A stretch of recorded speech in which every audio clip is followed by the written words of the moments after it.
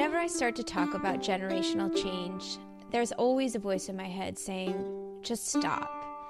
There's the kids these days problem, meaning we often think our generation is better than the current one. That comes out when we invoke negative stereotypes like millennial entitlement or that Gen Zers don't want to work. There's the related problem that many of you have pointed out on Twitter, that we often have a romanticized nostalgia for the past.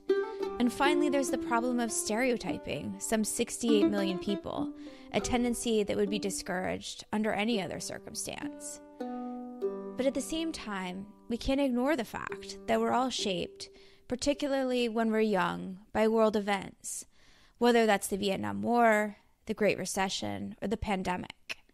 And we're also shaped by the way we consume information, be it from newspapers, radio, TV, or now social media. And so when we try to understand the evolving nature of medical education, if we don't consider how generational values and attitudes shift, we may fail to adapt. So is there a way to talk about generational shifts that feels a bit more rigorous and a lot less antagonistic? I'm Lisa Rosenbaum, and this is Not Otherwise Specified from the New England Journal of Medicine. Our first guest today is Roberta Katz, a cultural anthropologist and professor emerita at Stanford, who co-authored the book Gen Z Explained. In the book, she and her colleagues use an anthropological approach to really try to understand how post-millennials see the world and why. Because a lot of the book is about this generation's values, I started out by asking Roberta to describe what some of those values are. I'll just give you one example. We wanted to make sure that these young people would be willing to talk with us and talk with us about very personal things like values. And so we pulled together a group of about 10 or 12 students for a lunch with us. And we just started asking them questions to see if they would talk about their lives. And toward the end of the lunch, we then said, will you talk to us about values and what you think the values of your generation may be? And to our delight, they leaned into the table, and one young man raised his hand very vigorously, like, call on me, which we did. And he said, well, I can tell you what our top value is. It's flexibility. And for older people, that's not something that we typically think of as a value. But he went on to explain that this cohort of people has lived in the midst of so much change from the time they were little that they know that if they don't stay flexible, nimble, they may get left behind as change continues to happen. They assume change is the norm and that they need to be prepared to respond to change. And when he said that, every other person around the table, every other young person nodded in agreement. Were there other characteristics that really stood out to you? They are sensitive to hierarchy for its own sake. They don't mind hierarchy if it has a purpose. In other words, if whoever is leading has the reason to be leading, that's fine. But if it's just hierarchy for its own sake, they're quite dubious. There's a lot of self-agency in this age cohort. They have been used to going to the internet to find information. So there is a little bit less respect for expertise that is kind of imposed on them as opposed to expertise that they seek out. They are used to finding their own answers. And then they are used to fluid structures. So if you think about how young people grew up in doing team projects in school, there would be a team for one project, and then that team would disband and there would be a team for another project. So that's a fluidity issue. In addition to, they need to stay open to change, whether it's technological or social. They need to be open. And so you'll see that in some of the commentary about identity. Why are young people so open to people constantly changing their identities? There's a fluidity. There's an openness to what may come next. Now, it's not necessarily all positive.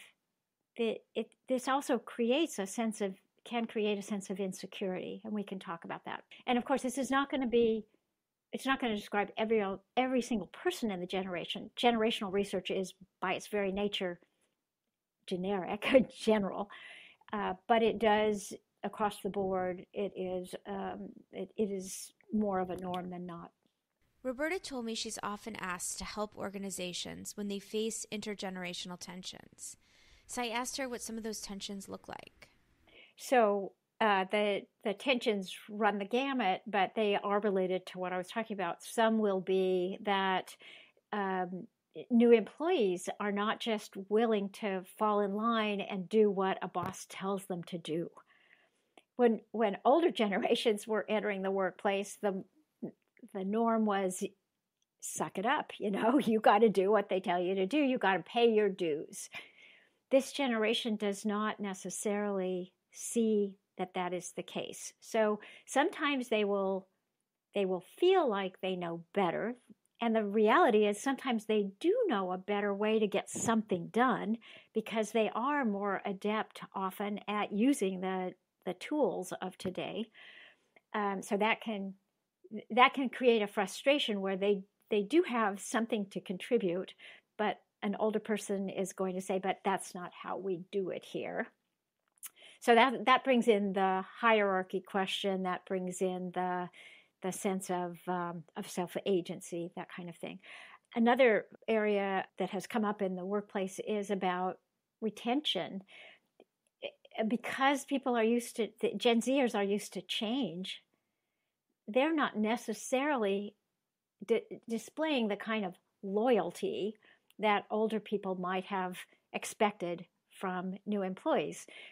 On the other hand, these young people have grown up in an era where employers were not necessarily loyal to their employees. So we're not necessarily giving the message of we're here for you. If you think about the gig economy or you think about the recession of 2008, the message to young people was you can't expect your employer to have your back all the time. So that's another place. There are several of these. Hiring can be another place where young people want to participate in organizations that they feel share their values, where their own sense of purpose can be played out. And if employers are not demonstrating that they are doing some good in the world, it can be harder for them to find young people. Now, that shouldn't be an issue in the medical field. It seems to me that's a pretty easy way for people to say, no, we're doing good in the world. But now I'm getting outside my expertise. I actually found Roberta's observation about the clash between institutional values and those of employees very relevant to medicine, and especially to trainees. I think most of us enter this field because we want to help people. But then on a day-to-day basis, many trainees feel like they spend their time serving the profit-driven missions of their institutions rather than the needs of their patients. So that value disconnect between trainees and institutions has actually become quite stark in medicine. I also thought it'd be helpful to hear from Roberta, given some of these intergenerational tensions we're seeing, what some of the biggest myths about this generation may be. The way it used to be expressed is they don't want to become adults. And the reasoning was, they don't want to get their driver's license when they turn 16. Well, the answer to that is they had Uber, they had Lyft, they had sort of more bike commuting, or they don't want to get after school jobs. And the answer to that was, when you talk to them, they were like, oh yeah, I earned a whole lot of money on my product placement on my personal website. There were all sorts of different ways that people were getting things done. So some of it is just older people not fully understanding how differently young people are living in the world. So there is some of that. Some of it is, and it's also this sense that young people don't seem as willing to pay their dues, as we talked about before.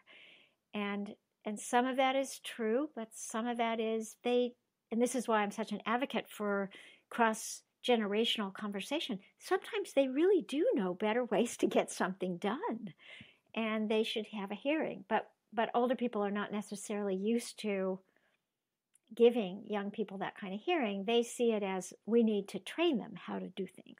So it sounds like part of this cross-generational dialogue that needs to be happening, particularly in our training environments, is recognizing just this very premise that they do know how to do some things better than we do, and also letting go of this idea that just because we're older that we are better. I mean, I think that that's part of it, but it's very hard, right, when your authority is challenged. I think that's something that a lot of people are struggling with, this idea that, you know, I mean, medicine has for so long been this apprenticeship, and it's very hard, I think, to people's personal egos, but to the profession at large, to feel like the wisdom that we feel like that we've earned is not valued by certain people. I don't think that this is at all true of the entire cohort of trainees right now at all, actually. And I suspect if you were to study different, you know, professions, that medicine would still have a lot more respect for hierarchy than others among this generation. But I do think that my sense from interviewing lots of people in a educational leadership position, it's somebody said to me something like they don't trust us to be the authors of their education, which came to mind when you were describing what you've observed. And I think then the question becomes, how do you build that trust? Or is it silly for us to ask them to trust us? Like, because if we're saying that they know things that we don't, like, should we just let go of this idea that we should be the authors of their education? Oh, I have so much to say. You said that beautifully. So this is a two-way learning street. And part of the reason it's a two-way learning street, the necessity for that, is that we are moving into a future that looks very different from the past. But we don't want to throw any babies out with the bathwater. And young people don't know what they don't know. Just like older people don't have as clear a kind of vision into the future as young people do, because of how they've grown up and what they've seen and the tools they've learned to master. And so the big my soapbox issue is we need to have much more dialogue, because we are at a very crucial moment as we are walking into this different future. We don't want to give, and especially when it comes to what I would call the human-centered aspects of life, that older people are going to know more about. They've lived longer, they've had more experience, interpersonal experiences, and so that has to be understood. And I think young people are very open to having that dialogue as long as they don't feel lectured to. And so they are looking for expertise where expertise is, they know they need it. So, and that certainly is the case in medicine. I mean, established practitioners and teachers have to be able to communicate that wisdom. So it's more about the how than the what. I asked Roberta toward the end if there's a core unifying message that can help frame this dialogue moving forward. Maybe that we're building a future that has the best of the past brought into it. I think, that, to me, that's the message, is, that's the message I've been giving to older people, is, look, don't just appreciate what you too are going through and what you care about. And 9 times out of 10, it's not that you care about preserving your authority. If you really step back, you're doing that because you think there's something important that you're trying to say to people, these young people, that you want to make sure gets carried forward. So it is really, that is the message to older people, I think, is, okay, let's meet people where they are, but let's understand what we're all trying to do here. Right. Maybe what gets lost. They feel like we don't see what they have to bring, and we feel like they don't see what we have to bring. That's the crux of it. That's why I keep saying it's a two-way street, mutually respectful, cross-generational, cross-cultural conversation is the way we're going to get through here.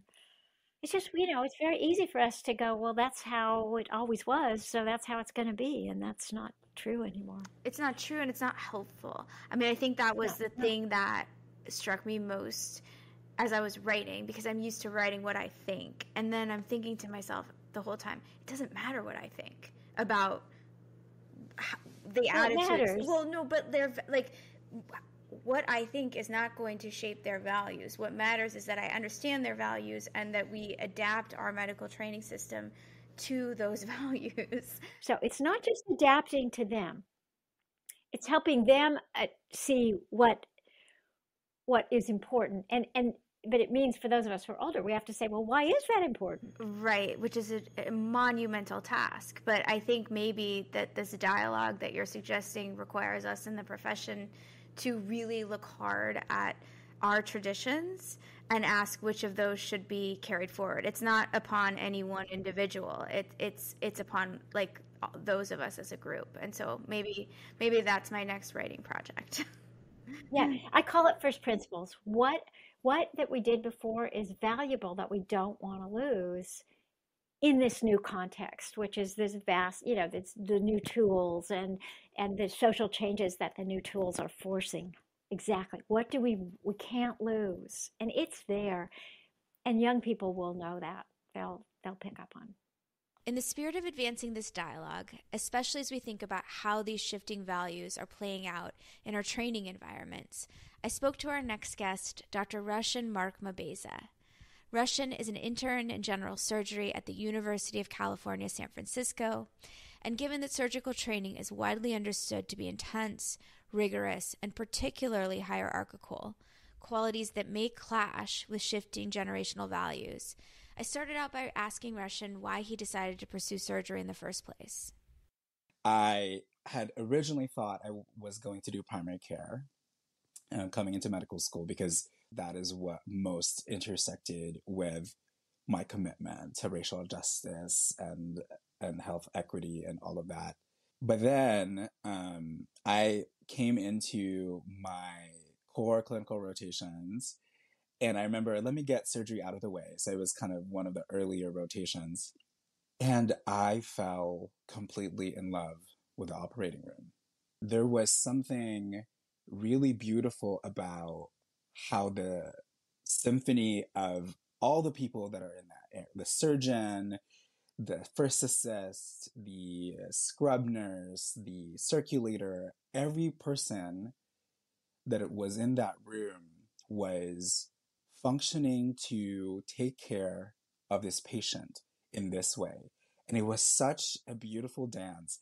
The minute that I accepted my own belonging, potential belonging in that culture or in that environment, then it allowed me to commit to and accept this budding love for serving people in this way. Do you feel like you belong? Yes and no. I feel that I belong when there's a medical student that tells me, like, thank you for making this rotation better. And those moments of feeling that this is what is life giving to me, the feeling that somehow your life, whether you're one person or a patient or a trainee or even an attending, that your life is somehow better because of my presence, that makes me feel like I belong. Now, the part where I don't is very much the culture of almost being called upon to be like a machine. You sacrifice so much of your health, physical, mental, emotional, social, relational, in order to become like a surgeon. And I very much still feel at odds with so much of that. So that's been the age-old expectation, right? For surgeons in particular, but for all of us to some degree. You make these tremendous sacrifices. You sacrifice sleep. You don't eat. You sacrifice spending time with family. You sacrifice your hobbies because you're going to just give it all for the people who need you. And surgeons, I think in particular, given that they have to be both surgeons and then doctors on the floor, have to give up even more. Do you think that the pushback, your discomfort with that, is a generational shift in mindset? I will say I certainly feel empowered by my colleagues across the nation to question this current status quo. I do feel in good company. There is a rising generation of physicians, physician scientists, physician advocates, and other hyphen identities that they have that are questioning, at the very least, why what we have is what we have. And some people have also begun to, one, like break from that mold.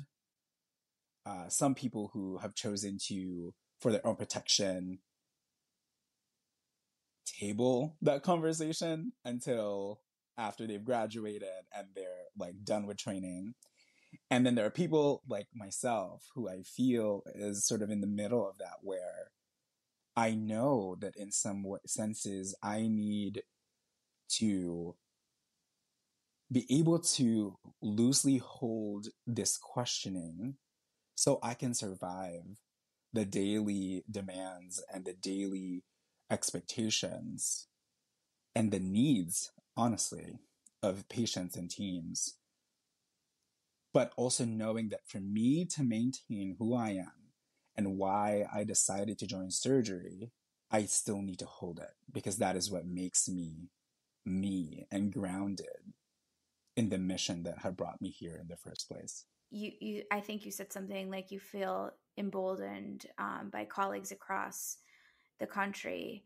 And I think that being emboldened is something that a lot of us in the older generations observe, that there is a willingness to speak up. And perhaps every generation is like this, I don't know. But maybe let's just pretend that none of this is new, that every generation goes through this like friction with the one before. What certainly is new are social media, and the sense that you are witnessing these efforts by colleagues across the country, perhaps in a way that is so immediate and so like in your face all the time, in a way that wouldn't have been before, because maybe you would, be at a meeting and talk once or twice a year. But now it's like you're walking to work and you're scrolling on Instagram and you're seeing how people are putting forth their values. So can you talk a little bit about the role you think social media are playing in shaping these generational norms? I think we're seeing a different method of creating solidarity. And I think that's beautiful. I remember 2020, COVID happened, and a national racial reckoning due to the murder of George Floyd happened. And it made me feel much less alone to know that the similar conversations were happening in other medical schools and that similar advocacy efforts were happening. And then, the question of like, what are the values of this generation?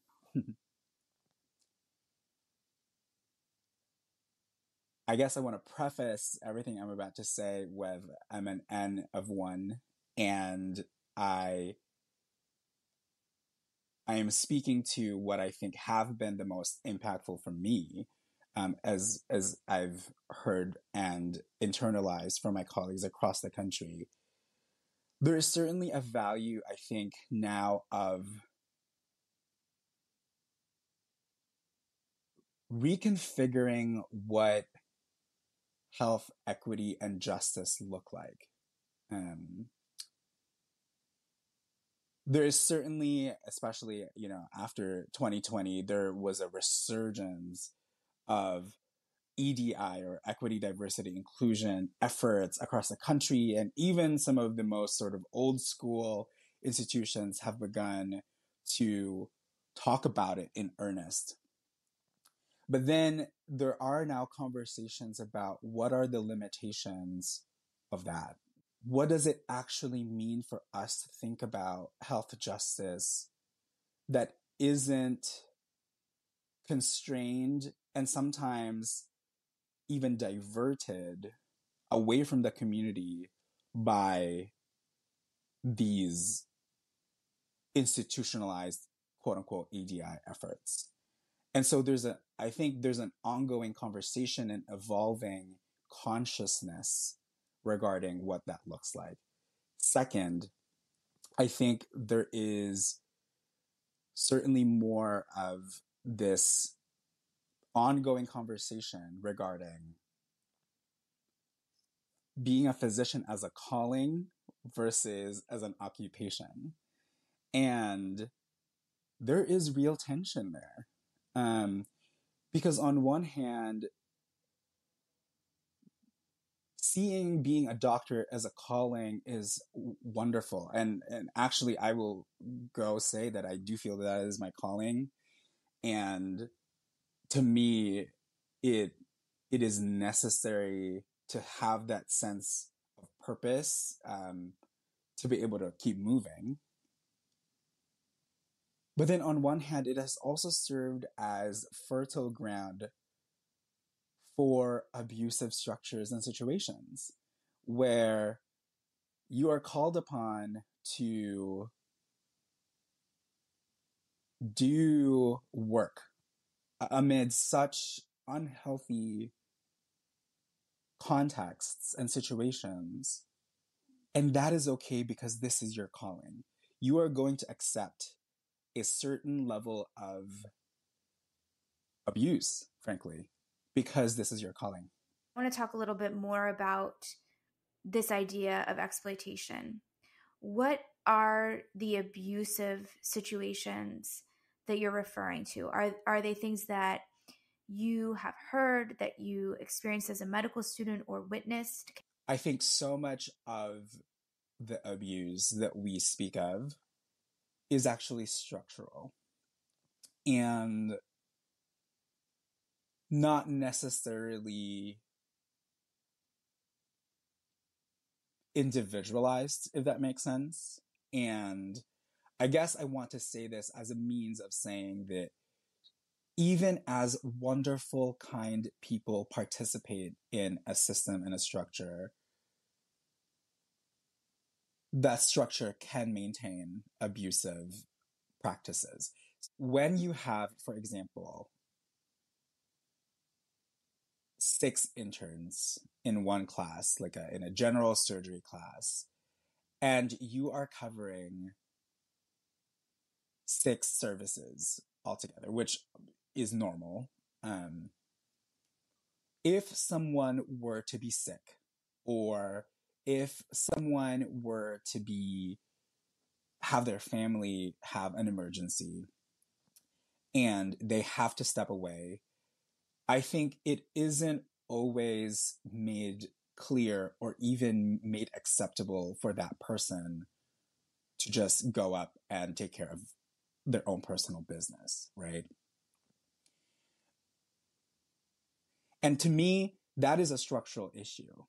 I think other things that are potentially not, I guess in some ways is also structural, is I have heard of countless stories of attendings saying problematic things or doing and performing really problematic behavior that in most cases actually do not get called out in any way because of a steep power dynamic and hierarchy that disables trainees from feeling safe to give that feedback because that person is deeply entrenched or has a lot of power in the department.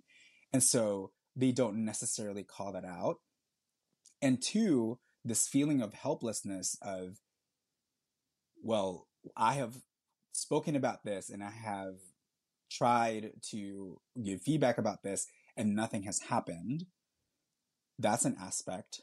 And then third, being like, I actually might suffer consequences for speaking out about this that makes it such that the trainee who is more vulnerable by virtue of their level of training, that I think ultimately just allows people to perpetuate those same behaviors while being unchecked. One generational shift I've observed, which is impossible to separate from the way medicine itself has changed, is an erosion in the belief that being a doctor is a great honor. So I asked Rushan if he sensed this erosion as well. There is an erosion. Something that, I think keeps coming back to me is the current realities in which we function and the socio-political contexts in which we are practicing medicine, I think has fundamentally changed the way we can act within it. The other aspect I think that we hadn't talked about that I think is also important is there is so much more awareness now and consciousness of the deep hurt that medicine as a profession itself has enacted on certain minoritized communities and continue to. And when you, in the face of learning of forced medical experimentation on Black bodies or the loss of autonomy of women or birthing parents, I think people are adjusting to being called into a profession that has had really harmed various groups. And so I think those are the things that we hold. In addition to things have really changed that have been draining our joy from this work, but also what was once this like revered profession. I mean, especially during COVID, like doctors in particular, I felt were really targeted by like anti, population health protection folks. Like the erosion of that position, I think, within society has also been very much felt. And so as a trainee who is going into a profession with these new sets of realities, how do we continue moving forward? I think that is what's important to maintain at this time. To know that you are not alone in this wrestling and that there are still people who are fighting to find that joy in our questioning systems so we can go back to the good parts of what this profession entails while also reimagining and leaving the carcasses behind of what has been harmful, not just for patients, but for trainees and current practicing physicians, into a world that is just and humane and humanistic and in service of the humanity that is in all of us. And for today, as you're talking to me, I choose to be hopeful. I genuinely share Rushan's hope, but I think to achieve these dual aspirations, getting rid of practices that are harmful to trainees while simultaneously learning to take really good care of our patients, we have to be able to have this cross-generational dialogue Roberta mentioned. So we have to ask, which of our professional values should be abandoned and which are critical to maintain. I actually think identifying our values is the easier part. Much harder, especially as these conversations play out online, is figuring out how to talk about them. I'm Lisa Rosenbaum. This is Not Otherwise Specified from the New England Journal of Medicine. Our editor is Deborah Molina. Our senior producer is Mary Rose Madden. Music by Blue Dot Sessions. Next up on Not Otherwise Specified, we'll be discussing a concern I heard a lot about from trainees: educational debt. They have this table and it lists out cost of living. And there's like housing, there's textbooks, educational fund, there's all these categories, and at the very end it says etc. And it wasn't clear in the beginning, but as I kind of progressed through the first and second years of med school, I realized all my obligations outside of medicine as a daughter, all my small luxuries in life, and all these quality of life events, and that boiled down to, or had to boil down to, the etc. column. I'm Lisa Rosenbaum, and this is Not Otherwise Specified from the New England Journal of Medicine. Thanks for listening. Until next week.